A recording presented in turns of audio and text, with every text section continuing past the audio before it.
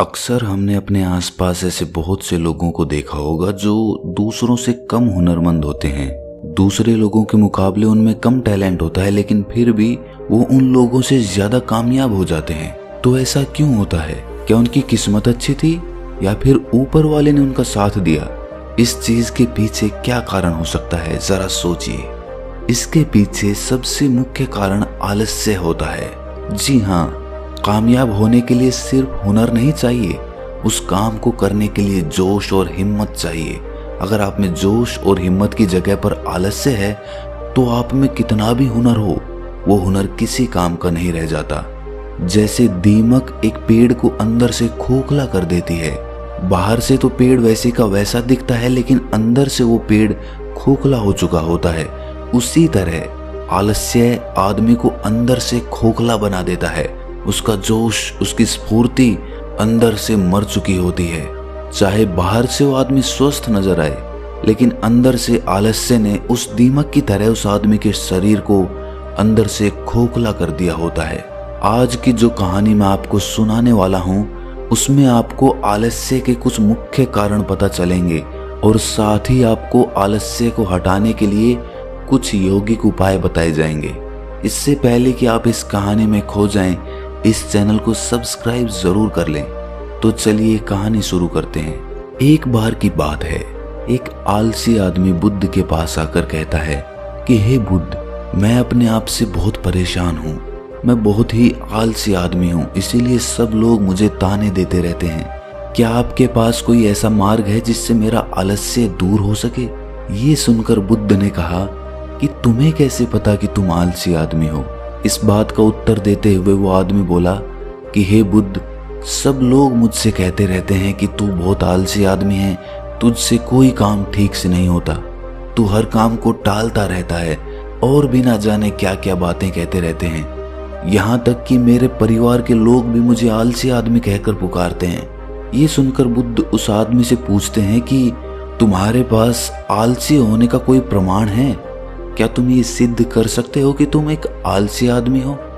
ये सुनकर वो आदमी कहता है कि हे बुद्ध, मैं कभी भी सुबह जल्दी नहीं उठ पाता और हर काम को टालता रहता हूँ। मुझे लगता है कि आलसी होने के लिए ये प्रमाण काफी होगा। इस आदमी की बातें सुनकर बुद्ध कहते हैं कि आलस्य को समझने के लिए हमें ये जानना होगा कि आलस्य क्या है और वो किसी आदमी के शरीर में कैसे जन्म लेता है। अगर कोई आदमी किसी काम में पूरा मन नहीं लगा पा रहा, उसमें उस काम के प्रति जोश नहीं है, उत्साह नहीं है, तो उसका कारण आलस्य होता है। आलस्य जोश और उत्साह का विपरीत होता है। इसे समझने के लिए हमें ये जानना अति आवश्यक है कि आलस्य आदमी के शरीर में दो स्तर पर जन्म लेता है, शारीरिक स्तर और मानसिक स्तर। ये कहते हुए बुद्ध ने उसे समझाना शुरू किया कि सबसे पहले शारीरिक स्तर पे आलस्य को समझते हैं। इसके बाद बुद्ध ने अपने धम्म के भिक्षुओं की तरफ इशारा करते हुए कहा कि तुम जरा गौर से इन भिक्षुओं का चलना, उठना, बैठना और लेटना देखो। इन भिक्षुओं के चलने में एक तालमेल होता है, एक लय होती है, एक आनंद होता है। और जब ये बैठने की मुद्रा में होते हैं तो इनकी रीढ़ की हड्डी सीधी होती है और गर्दन थोड़ी सी उठी हुई होती है। और वहीं पर जब ये लेटते हैं तो इनका पूरा शरीर एकदम शांत और स्थिर होता है। और वहीं जब एक आलसी आदमी चलता है तो वो एकदम झुका हुआ, थका थका और बिना आनंद के चल रहा होता है।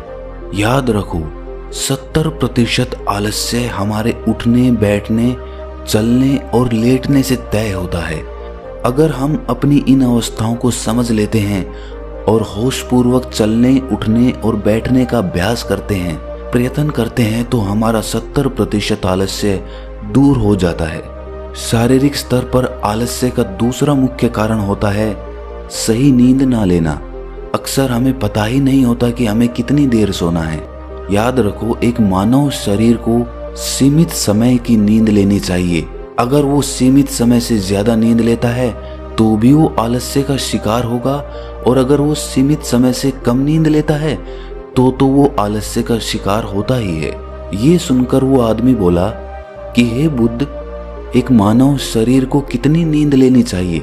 इसका उत्तर देते हुए बुद्ध ने कहा कि एक मानव शरीर को 6 से 8 घंटे की नींद लेनी चाहिए। अगर आपका शरीर ज्यादा थका हुआ नहीं है तो 6 घंटे की नींद, अगर ज्यादा थका हुआ है तो 8 घंटे की नींद। इसी के साथ ये भी ख्याल में रखना चाहिए कि सोने के लिए रात का समय निर्धारित किया गया है। कुछ लोग दिन में ही सो जाते हैं, जिसकी वजह से धीरे धीरे आलस्य उनके अंगों में समाने लगता है। शारीरिक स्तर पे आलस्य का तीसरा मुख्य कारण है सुबह जल्दी ना उठ पाना। पूरी प्रकृति, यहाँ तक कि पेड़ पौधे और पक्षी भी सुबह सूर्य उदय होने से पहले जाग जाते हैं। ये हम पक्षियों को देखकर भी समझ सकते हैं कि प्रकृति ने मनुष्य के जागने का कौन सा समय निर्धारित कर रखा है। अगर हम सुबह जल्दी उठते हैं, सूर्य उदय होने से पहले उठते हैं, तो हमारे शरीर में एक स्फूर्ति होगी, एक ताजगी होगी और हम हर काम में अपना मन लगा पाएंगे। ये सुनकर वो आलसी आदमी बोला कि हे बुद्ध, लेकिन मेरा काम ऐसा है जो मैं रात में कर पाता हूँ।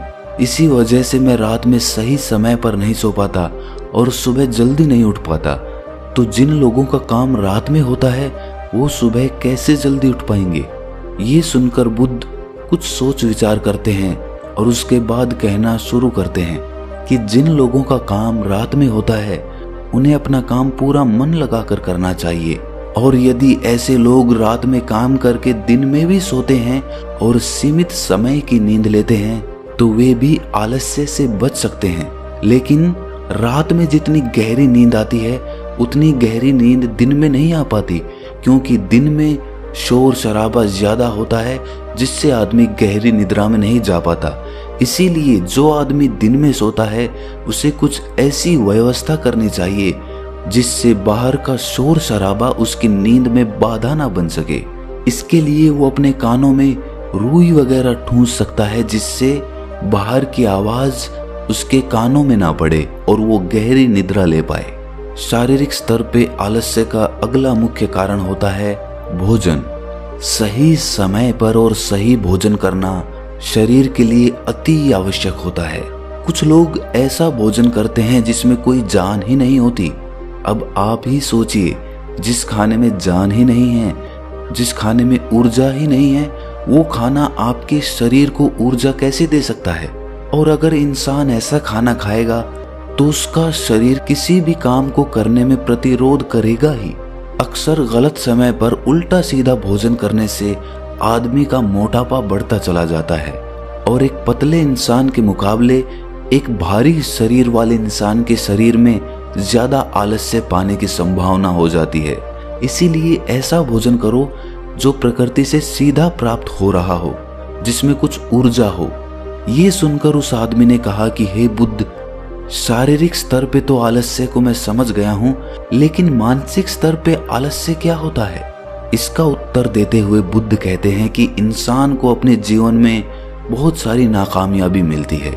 जब वो नाकामयाब होता है, किसी काम को पूरा नहीं कर पाता, तो उसका जोश और उत्साह अगले काम को करने के लिए ठंडा पड़ता जाता है। जब भी वो किसी नए काम को शुरू करता है तो उसका पिछला काम उसके मन को प्रभावित करता रहता है। इसीलिए वो नए काम को पूरे जोश और उत्साह के साथ और पूरा मन लगाकर नहीं कर पाता, और यही आलस्य का कारण बन जाता है, जिसकी वजह से वो नया काम भी पूरा नहीं हो पाता, क्योंकि उसमें उसका पूरा मन और पूरा जोश नहीं लगा होता है। इसके लिए हमें ये समझना जरूरी होता है कि जो पिछला काम हमारा पूरा नहीं हो पाया, उससे भी हमें बहुत कुछ सीखने को मिला है। उससे हमें एक अनुभव मिला है जो हम अपने नए काम में लगा सकते हैं। तो पिछले काम के प्रति नकारात्मक नजरिया रखने की बजाय सकारात्मक नजरिया रखेंगे तो आलस्य हमारे मन में नहीं आएगा। मानसिक स्तर पे आलस्य का दूसरा मुख्य कारण होता है लक्ष्य का स्पष्ट ना होना। ये कहकर बुद्ध उस आलसी आदमी से सवाल करते हैं कि मान लो यदि तुम किसी जंगल में फंस गए हो और तुम्हारे पास खाने पीने के लिए कुछ भी नहीं है, तो तुम क्या करोगे? वो आदमी कहता है कि हे बुद्ध, मैं जिंदा रहने के लिए उस जंगल में खाने पीने का सामान ढूंढूंगा। ये सुनकर बुद्ध कहते हैं कि अगर तुम्हें फिर भी खाने पीने का सामान नहीं मिलता तो? इसका जवाब देते हुए वो आदमी कहता है कि हे बुद्ध, तो मैं किसी भी तरह, किसी भी कीमत पर उस जंगल से बाहर निकलने का पूरा पूरा प्रयास करूंगा। ये सुनकर बुद्ध कहते हैं कि चूंकि वहां पर तुम्हारा लक्ष्य स्पष्ट है, इसीलिए तुम्हारे शरीर में कोई आलस्य नहीं आएगा। उस समय तुम्हें पता होता है कि तुम्हारे शरीर के लिए अभी सबसे ज्यादा जरूरी खाना पीना ढूंढना है। अगर तुम नहीं ढूंढोगे तो तुम मर जाओगे। और जब तुम्हारा लक्ष्य स्पष्ट होता है तो आलस्य तुम्हारे मन में आ ही नहीं सकता। लेकिन हमारे दैनिक जीवन में हमारा लक्ष्य स्पष्ट नहीं होता है, जिसकी वजह से हमारे मन की ऊर्जा इधर उधर बिखरती रहती है। अगर हमारा लक्ष्य स्पष्ट होगा तो कोई आलस्य, कोई ताकत हमें हमारा लक्ष्य प्राप्त करने से नहीं रोक सकती। और इसी तरह अगर किसी काम को करने की हमारे पास कोई ठोस वजह नहीं होती तो भी हम उस काम को टालते रहते हैं। उस काम को करने का हमारा मन ही नहीं करता, क्योंकि हमारे मन में ये बात समाई होती है कि इस काम को करके कुछ फायदा तो होगा नहीं। इसीलिए किसी काम को करने के लिए उसकी ठोस वजह जानना बहुत जरूरी होता है। बहुत सारे लोग व्यायाम करने की अहमियत नहीं समझते हैं, क्योंकि वो इसकी वजह नहीं देख पा रहे हैं। वो सोचते हैं कि व्यायाम करने से क्या फायदा। लेकिन जो आदमी दूरदर्शिता रखता है, जो ये देख पाता है कि अगर मैं आज व्यायाम नहीं करूंगा तो भविष्य में मेरा शरीर कितने रोगों से ग्रस्त हो सकता है, तो ऐसे आदमी के पास स्पष्ट लक्ष्य भी होता है और ठोस वजह भी होती है, और इसीलिए वो लोग व्यायाम भी करते रहते हैं। मानसिक स्तर पर आलस्य का अगला मुख्य कारण होता है आलसी लोगों का साथ। अक्सर कुछ लोग आलसी नहीं होते, लेकिन उनके आसपास के लोग आलसी होते हैं। अगर आपकी संगति में आलसी लोग भरे हुए हैं तो आप भी उनकी तरह हो जाएंगे। आपका भी मन काम करने से भागने लगेगा। आलस्य एक छुआछूत की बीमारी की तरह होता है। जितने ज्यादा आलसी लोगों से आप घिरे हुए हैं, आपका मन उतने ही आलस्य को पकड़ लेगा। मानसिक स्तर पर आलस्य का अगला मुख्य कारण है किसी भी काम को टालते रहना। कुछ लोगों की आदत होती है काम को टालते रहना। आज का काम कल पर, कल का काम परसों पर। हमें ये महसूस भी नहीं होता कि धीरे धीरे यही हमारी आदत बन जाती है, और ये काम को टालने की आदत धीरे धीरे आपको आलसी बना देती है। इसीलिए किसी भी काम को कल पर मत टालो। और सबसे आखिर में बुद्ध ने कहा कि किसी भी काम को करने के लिए आपके पास उम्मीद होनी चाहिए, उत्साह और जोश होना चाहिए। हर काम को नया काम समझ के करना चाहिए। इसके बाद बुद्ध ने उस आलसी आदमी से कहा कि याद रखना, अगर तुम्हारे पास कोई स्पष्ट लक्ष्य है और उसे करने के लिए तुम्हारे पास कोई ठोस वजह भी है, तो दुनिया की कोई ताकत तुम्हें वो काम करने से नहीं रोक सकती। दोस्तों, जीवन में अगर कुछ हासिल करना है तो हमारे पास सिर्फ आज का ही समय है। ये मत सोचो कि कल आएगा। ये मानकर चलो कि हमें जीने के लिए सिर्फ ये 24 घंटे मिले हैं। इन 24 घंटों में मरने से पहले मैं क्या कर सकता हूँ, ये समझ लीजिए कि एक एक सेकंड मिलकर एक मिनट बनता है, और एक एक मिनट मिलकर एक घंटा बनता है, और घंटे दर घंटे एक पूरा दिन बनता है। तो हमारे लिए सबसे ज्यादा जरूरी वो सेकंड है जिनसे पूरा दिन बना हुआ है। इसीलिए अपनी किसी भी सेकंड को बर्बाद मत करो, क्योंकि एक बार जो घड़ी बीत गई वो वापस लौट कर कभी नहीं आती। तो दोस्तों, कैसी लगी आपको ये कहानी कमेंट सेक्शन में जरूर बताना, और अच्छी लगी तो इस चैनल को सब्सक्राइब जरूर कर लेना। तो मिलते हैं अगली कहानी में, तब तक के लिए अपना ख्याल रखें।